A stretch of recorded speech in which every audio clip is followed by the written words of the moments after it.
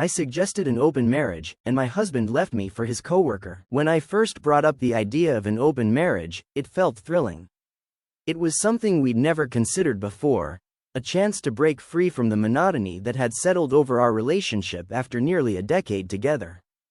The spark that once ignited our passion had dimmed, dulled by years of routine and predictability. We still cared for each other deeply, but it felt like we were coasting, neither of us truly happy, just existing. I thought introducing the idea of an open marriage might be a way to rediscover ourselves and, in turn, rediscover each other. I broached the subject one evening after dinner, as we sat on the couch watching some forgettable show. My husband, Ryan, was scrolling through his phone, half listening, as he often did these days. "Ryan," I said, turning off the TV. He glanced up, surprised. "Can we talk about something? Something important?" His brow furrowed slightly, and he set his phone aside. "Sure, what's on your mind?" I took a deep breath, suddenly nervous. "I've been thinking, maybe we should try something new. You know, to shake things up a bit. What if we considered having an open marriage?" The words hung in the air between us. Ryan blinked, clearly caught off guard. "An open marriage?" he repeated, as if testing the phrase on his tongue. "What do you mean?" "I mean, we'd still be married, still committed to each other, but we'd also have the freedom to see other people. Just casually, nothing serious. I think it could be good for us, help us grow, individually and as a couple." He stared at me for a long moment, his expression unreadable. Then he leaned back, crossing his arms. "And you think this would help our marriage?" "Yes," I said quickly, eager to explain. "We've been in a rut, Ryan. You know we have. I thought maybe this could be a way to break out of it, to bring some excitement back into our lives." He didn't respond right away. I could see the wheels turning in his head, the hesitation in his eyes. "I don't know," he said finally. "This isn't exactly what I pictured when I said, for better or worse." "I'm not saying it'll be easy," I admitted.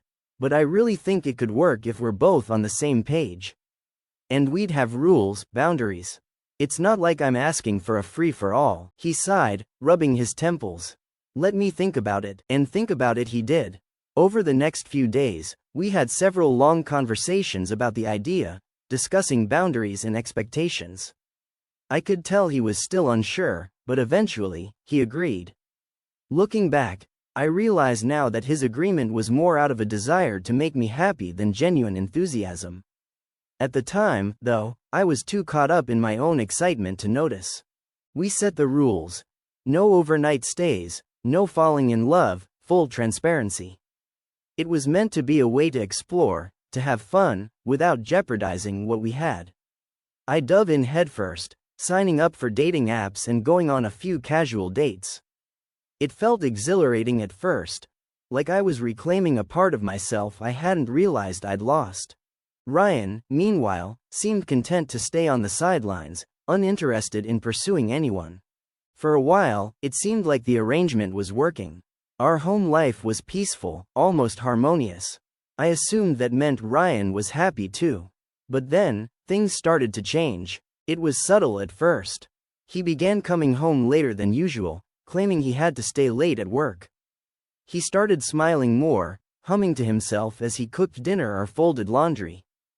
His phone, once a source of idle distraction, suddenly seemed to hold his full attention.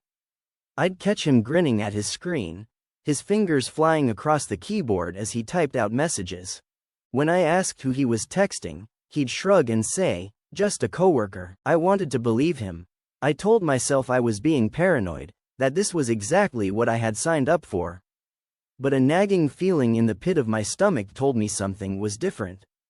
He seemed happy, happier than I'd seen him in years. And that happiness had nothing to do with me. One evening, I decided to press him on it. We were sitting at the dining table, finishing up dinner. I watched him as he scrolled through his phone, his face lit by the glow of the screen. "You've been spending a lot of time on your phone lately," I said, trying to keep my tone light. "Anything interesting?" He looked up, startled, then gave me a sheepish smile. "Just work stuff." "Work stuff that makes you smile like that?" His cheeks flushed, and he set the phone down. "Okay, fine, it's not work. I've been talking to someone. My heart skipped a beat. Someone? A coworker, he admitted. Her name's Emily. We've been hanging out a bit. The room seemed to tilt, the walls closing in around me. Hanging out? I repeated, my voice barely above a whisper. He nodded, his expression earnest. It's nothing serious. We just get along really well. She's easy to talk to. I forced a smile, though it felt like my face might crack. That's good. I'm glad you're enjoying yourself. Inside, though, I was spiraling. This wasn't how it was supposed to go.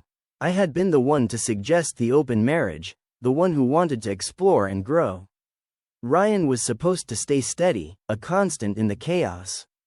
He wasn't supposed to find someone who made him light up in a way I hadn't seen in years. As the days turned into weeks, his connection with Emily deepened. He started spending more time with her, less time at home. Our conversations grew shorter, our shared moments fewer and farther between. I tried to keep up appearances, telling myself this was just a phase, that he would come back to me. But deep down, I knew I was losing him. I started to notice the small ways he was slipping away. The way his eyes lit up when he talked about Emily.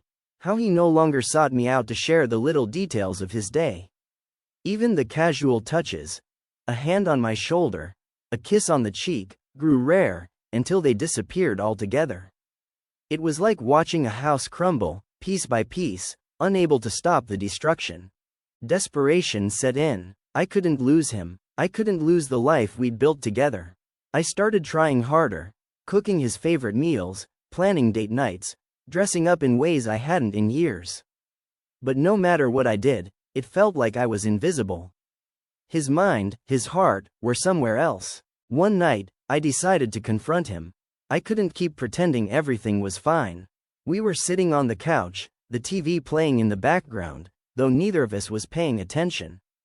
I turned to him, my heart pounding. Ryan, can we talk? He glanced at me, his brow furrowing.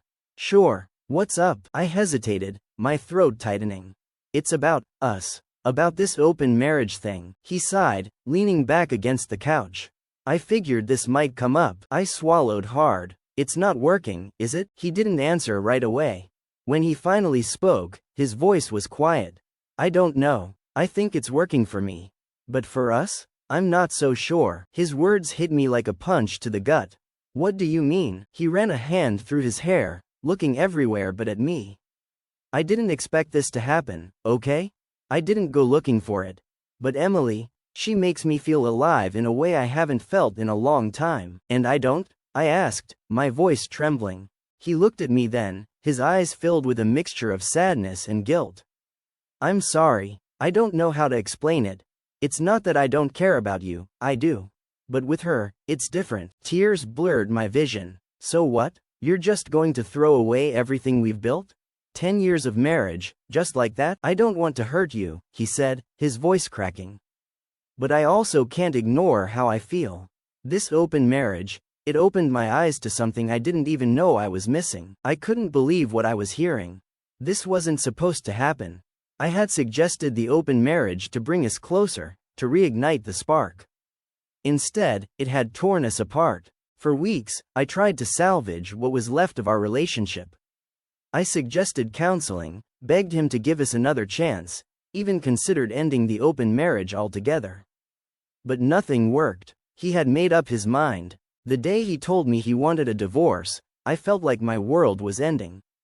He sat across from me at the kitchen table, his expression resolute. I've thought about this a lot, he said. I care about you, but I don't think we can keep doing this. It's not fair to either of us. Fair? I repeated, my voice rising. You think this is fair? You're leaving me for her, Ryan. How is that fair? He flinched, but his tone remained steady. I'm not leaving you for her. I'm leaving because this isn't working anymore. For either of us. His words felt like a slap in the face. I wanted to scream, to lash out, to make him feel the pain he was causing me. But instead, I just sat there, numb. In the weeks that followed, I watched as he moved on with his life. He filed for divorce, found a new apartment, and continued his relationship with Emily. Meanwhile, I was left to pick up the pieces, questioning every decision that had led me to this point.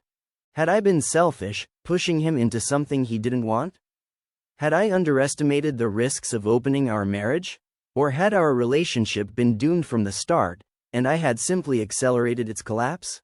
One night, as I sat alone in our now empty home, I found myself scrolling through old photos of us.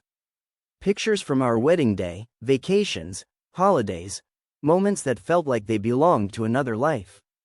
Tears streamed down my face as I whispered to no one, "How do I even begin to fix this?" But deep down, I knew the answer. Some things can't be fixed. Some mistakes are irreversible. All I could do now was learn from them and try to move forward, even if the path ahead felt impossibly lonely. As for Ryan, I heard through mutual friends that he was happy with Emily. And while the thought still stung, I couldn't blame him for seeking happiness. I just wished it hadn't come at the cost of our life together. In the end, I was left with nothing but regrets and the realization that sometimes, the choices we make in the name of freedom can trap us in cages of our own design.